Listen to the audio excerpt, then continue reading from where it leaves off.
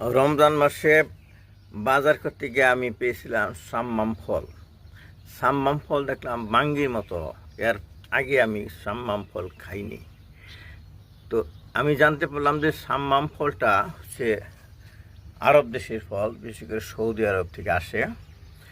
তো আমি টেস্ট করার জন্য কিনলাম,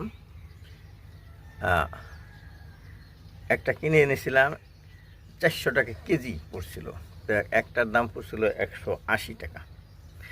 তো সেটা খাওয়ার পরে যে বীজ হয়েছিল, সেই বীজগুলো আমি শুকিয়ে পরে যে এই যে আমার যে ছাদ বাগানের এই সবজি বেড আছে, এ ফাঁকে রেখে দিয়েছিলাম। দেখেন এগুলি আজকে হঠাৎ করে দেখি এরকম করে সবগুলিতে প্রায় চারা গজিয়েছে।